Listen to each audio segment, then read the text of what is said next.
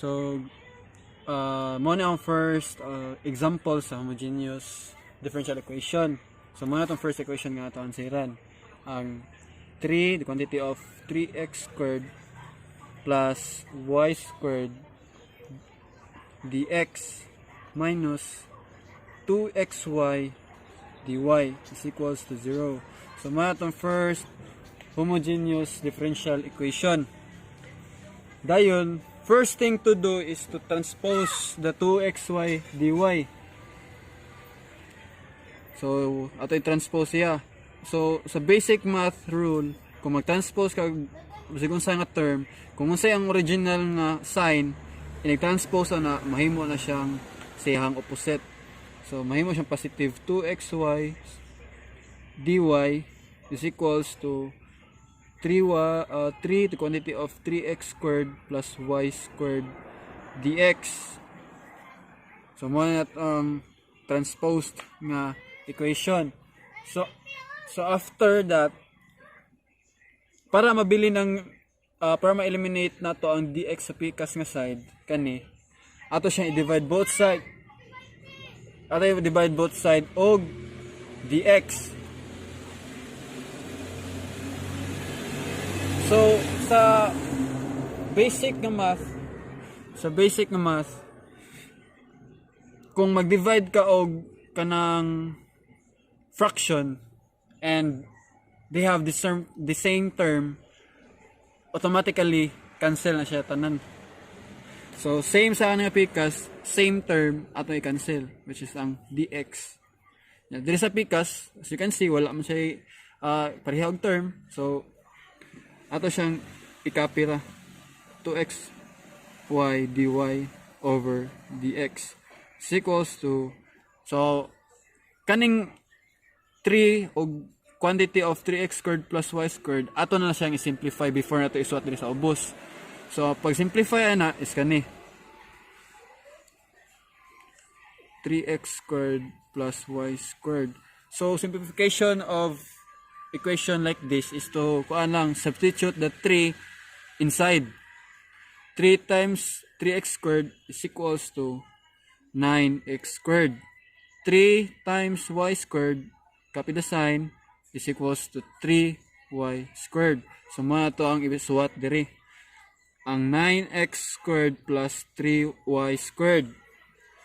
So next step is to divide both sides by 2xy.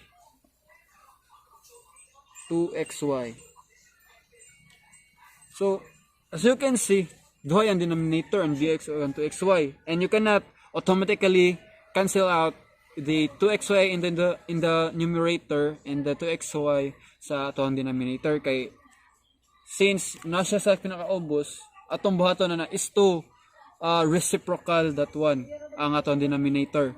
Kani, ato na siyang i-reciprocal. So, may tabuan na 2xy dy sa rule sa reciprocal, sa wa pa kabalo, ato na siyang ibalira. Ang numerator, ang denominator mabalin sa babaw, ang numerator mabalin sa ubos. So, more na ang basics sa reciprocal. And kung mag-reciprocal ka, ang sign sa exponent will become negative, di ba? So, 2x negative 1 y negative 1 over dx. Now, naaslay same term, automatically ato na siya ma-cancel out. So, cancel out ang 2xy, may mabilin 1. Ato na siyang ibalik sa original nga position. Ang dx mabalik sa diri. So basically it will become dy over dx. Copy the other side, which is ang equals to 9x squared plus 3y squared over 2xy. So next step is ato siyang separate na to og pahimutang ang mga term diri sa pikas. So dy over dx is equals to 9x squared over 2xy plus 3y squared over 2xy. So as you can see, we can also rewrite this one as dy over dx is equals to 9 over 2 x squared xy plus 3 over 2 the quantity of y squared over xy. So as you can see, na yung mga product term. So basically, we can cancel them out, which is ang sa kaninga side ang x. So cancel ang usa ka x sa babaw, cancel ang sa ubos. Sa pikas kay y, cancel ang usa ka y sa babaw, cancel sa ubos. So it will become dy over dx is equals to 9 over 2 x over y plus 3 over 2 y over x. And remember, we should let v is equals to y over x. And there is one mathematician nihatag og value sa dy over dx, which is ang v plus x dv over x, dx. So kani sila atong gipang hatag nga value, ato nang ipang substitute sa ato ang kani nga equation kani. So ato pangitaan og kinsay mga y over x di atong substitute og v. Pero sa ni y over x, pwede na ito substitute og v. Since kani bali man siya x over y, ato siyang reciprocal.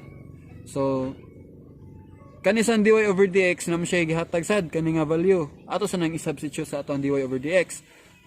So it will become v plus 8 dv over dx is equals to 9 over 2, then ato i-reciprocal, which is ang y over x, basic rule sa reciprocal, mahimo siyang negative 1, plus 3 over 2, mahimo na siyang v, di ba?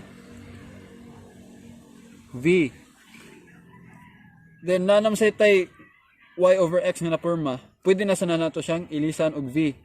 So v plus x dv over x is equals to 9 over 2 v negative 1 plus 3 over 2 v. So mao na ni ato ang bago nga nakuha nga equation. So next thing to do is to transpose the v here in here. So basic rule sa transpose again, ang unsay original nga sign is ini-transpose, mausab siya, ma-opposite. So it will become x dv over dx is equals to 9 over 2 v to the power of negative 1 plus 3 over 2v minus v. Diba? So next thing, ato siyang i-minus ang kani. Since naman siya imaginary 1, we can subtract 3 over 2 minus 1. And 3 minus 2 over 3 over 2 minus 1 is 1 half. So x dv over dx is equals to 9 over 2v negative to the power of negative 1 plus 3 over 2 minus 1 is 1 half. So 1 half v. Next is to divide both sides by is to cross multiply this one. We know that we have a imaginary 1 denominator of each side, di ba? So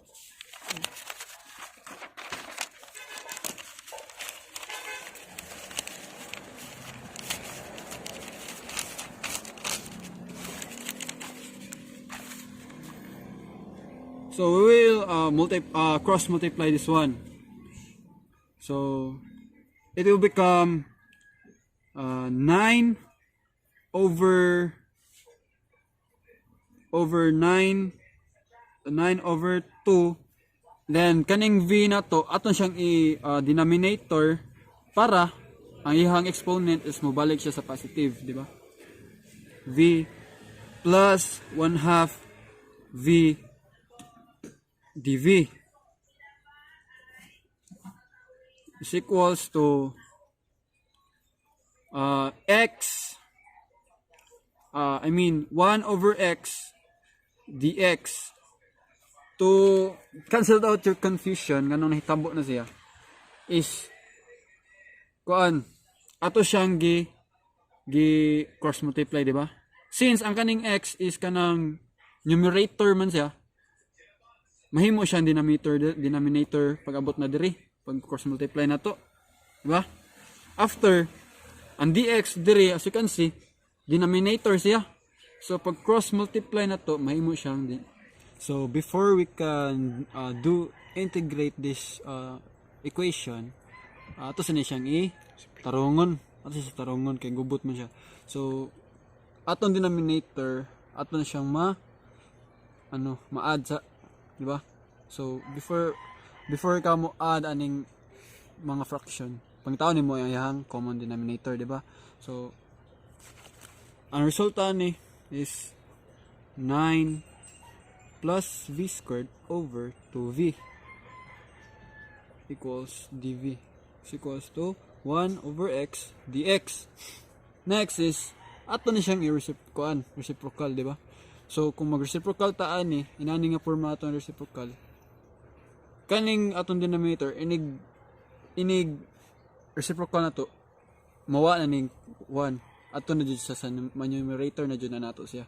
So it will become 2v 9 plus v squared dv is equals to 1 over x dx. So as you can see, we can now apply integration nga forma. So ato na siyang integrate both side.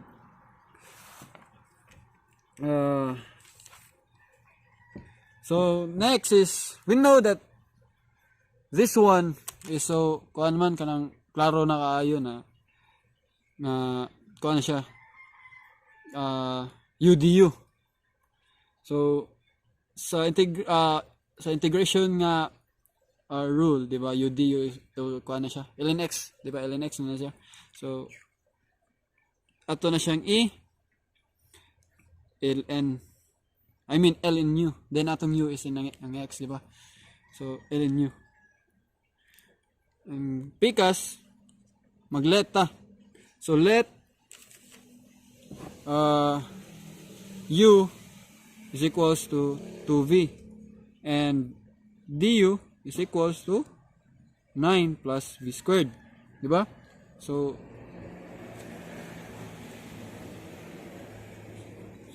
So next step is ang ato siyang kaning nga side ato siyang reciprocal. So mag reciprocal ta ni kaning 2v mahimo na to numerator.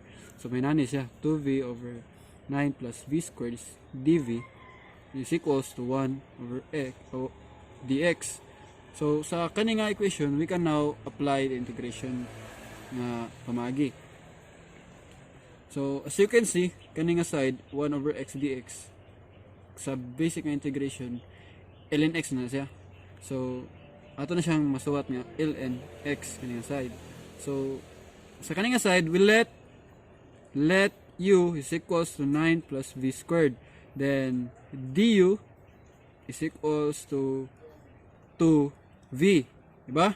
So to prove that our du is 2v and our u is 9 plus v squared, we'll derive our u, di ba? So sa derivation 9 atom ning u, so 9 v2. So sa basic nga derivation rule nga kuan power rule, mag minus kag 1 i-bring down ang imong exponent, di ba? And constant is will become 0. So u ang constant 0 inaog ang 2 minus kag 1, so 2v na lang mabilin, diba? That's why our du is 2v. Sunod, ato siyang ipormahon, diba? Since ang ato ang 2v nas babaw and it was our du, we can rewrite it as du. And ru is denominator, so we can substitute it as ru equals ln x, diba? So, sa integration, du over u is equals to ln u, diba? So, ln u, whatever value sa atong u is mo atong isod sa ln, diba? ln x. So, mo na ni siya. So, ato siyang i-write ln u, which is ang 9 plus v squared is equals to ln x, diba? So, mo na siya. Sunod, I forgot na siya plus c. Next, sa ato ang buhaton sunod is rule na siya gapon sa differential equation. Ang tanang ln x or tanang ln, pwede na siyang e-exponent sa ato ang Euler or ang e. So inani e-exponent na to atong ln is equals to e-exponent gapon atong ln x. Kanisad, ato sa na siyang e-exponent ang c.